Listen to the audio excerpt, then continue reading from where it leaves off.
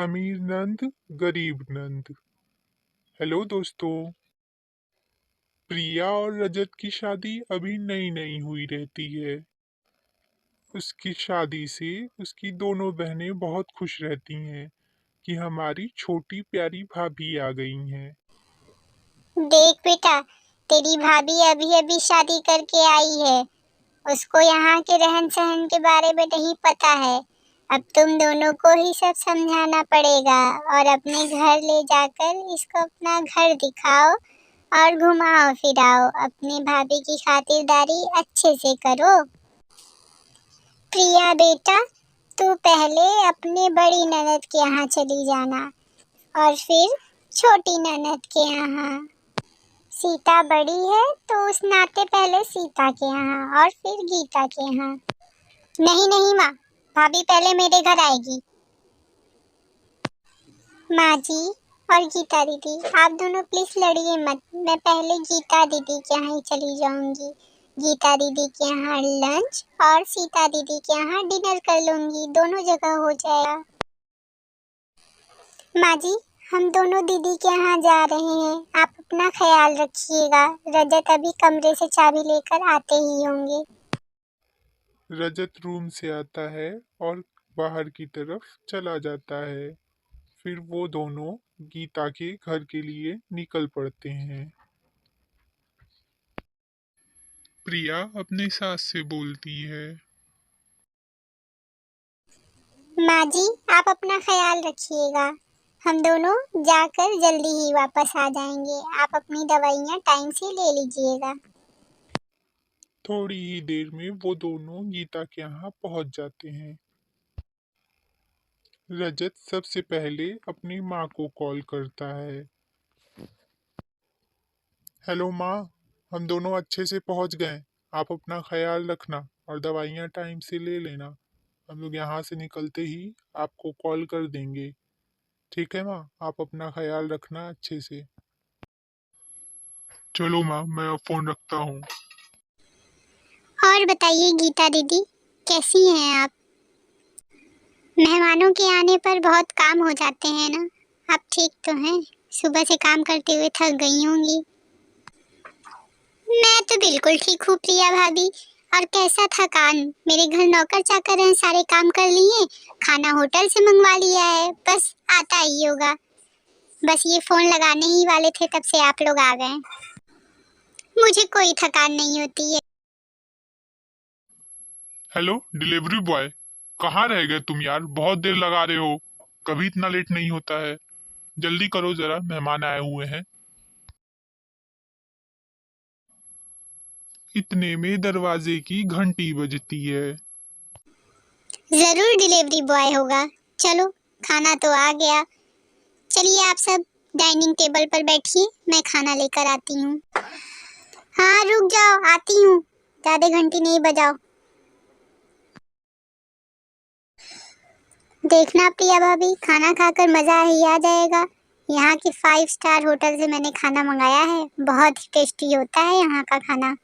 एक बार आप खा के देखो, बहुत ही लाजवाब होता है। होगा 5 स्टार का, पर देख कर तो नहीं लगता है। तुझे क्या पता, तू तो घर का ही खाना खाता है। हाँ हाँ साली साहब, आपकी दीदी ठीक कहती हैं। एक बार आप खा के तो देखिए, यहाँ की जाने माने 5 स्टार होटल का खाना है ये। बहुत ही टेस्टी है। गीता हर बात में अपने पैसे का रौब दिखाती रहती है और बात बात पे अपने पैसे का ताना मारती रहती। अब बस भी कीजिए आप लोग। खाना भी खाना शुरू करेंगे कि बस यही सारी बातों में खाना ठंडा कर देना है? जल्दी कीजिए। फिर सब अपनी बहस छोड़कर शांत हो जाते हैं और खाना खाने के लिए तैयार हो जाते हैं। प्रिया साफ साफ देख लेती है कि उसकी छोटी ननद बहुत ही अमीर है, उसके पास बहुत ही पैसा है। वो मन ही मन में सोचती रहती है। फिर गीता प्रिया को अपने कमरे में ले जाती है। उसका कमरा देखकर प्रिया बोलती है, अरे वाह दीदी, आपका कमरा तो बहुत ही प्यारा है और आपका घर भी बहुत अच्छा है। किचन, बाथरूम, बेड, सब कुछ बहुत ही अच्छा है। बहुत कॉस्टली होगा ना? हाँ हाँ भाभी, और क्या, यहाँ के सबसे महंगी शॉप से हमारे घर के सामान आते हैं और बहुत ही प्यारे रहते हैं। मैंने भी आपके लिए एक बहुत प्यारी सी साड़ी लाकर रखी हुई है, 1 मिनट मैं लाती हूँ।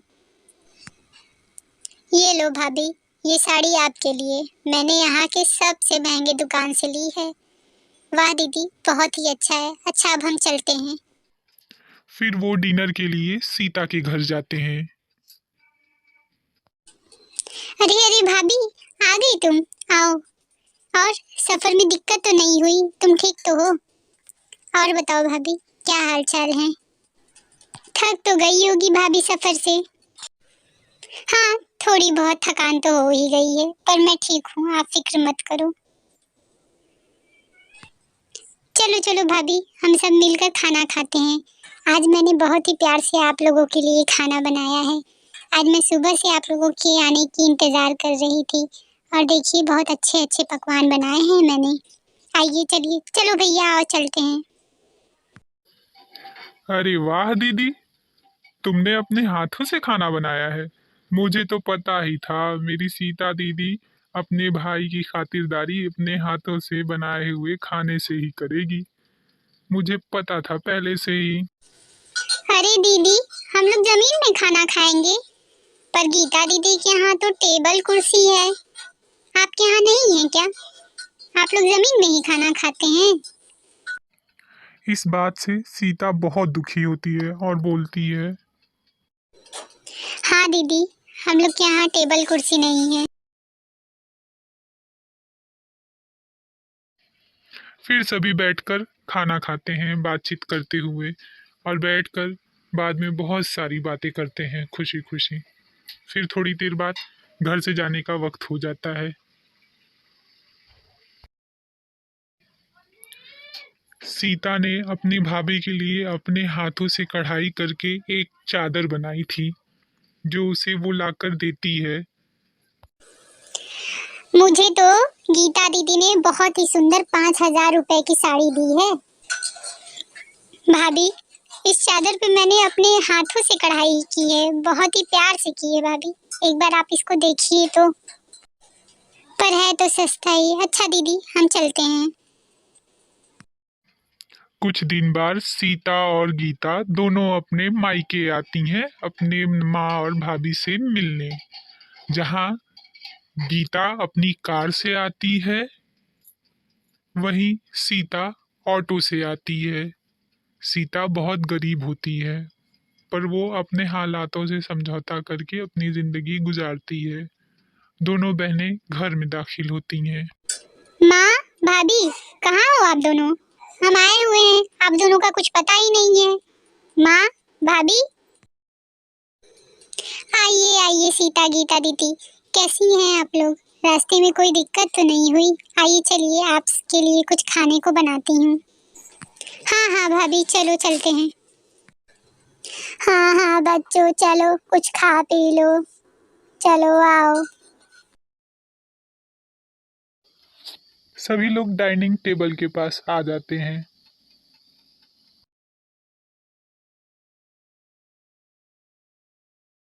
बताइए दीदी, खाने में क्या खाएंगी? पालक बना लो भाभी।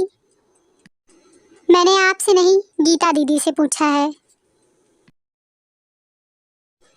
हाँ हाँ भाभी, पनीर कोफ्ता बना लो, उसी बहाने सीता भी खा लेगी। इसको कहाँ मिलता होगा। बहू, भेदभाव क्यों करती हो? तुम बना रही हो तो दोनों नंदों के लिए बनाओ ना। माँ जी, भेदभाव का पता तो मुझे कल ही चल गया था। अच्छा, उस साड़ी की वजह से? जरा वो साड़ी लेके आना तो, जरा मैं भी तो देखूं जरा वो साड़ी। बहू, तुझे पता है ये साड़ी गीता की शादी में उसकी बुआ ने इसे दी थी, जो कि इसे बिल्कुल नहीं पसंद थी। ये तो उसे पहनना भी नहीं चाहती थी, पर बुआ का दिया हुआ है यह सोचकर इसने इस साड़ी को उठाकर रख लिया, और तेरे जाने पर यही साड़ी इसने तुझे दे दिया। अब तू ही सोच, अमीरी अच्छी है या अमीर होकर ऐसे फालतू के काम करना। भाभी, तुम माँ की फालतू बातों पर ध्यान मत दो। आखिर बुआ ने भी तो ये साड़ी खरीद कर ही लाई थी। मैंने क्या गलत किया तुम्हें दे दी तो? चुप करो दीदी, अगर तुमको देना ही था तो तुम बता के दे सकती थी, ये झूठ बोल कर क्यों देना था?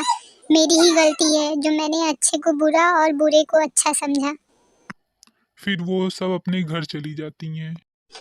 माँ जी मुझे माफ़ कर दीजिए, मैं बहुत गलत थी। प्रिया को अपनी गलती का एहसास हो जाता है। फिर वो आगे से कभी भी अपने दोनों नंदों में भेदभाव नहीं करती है।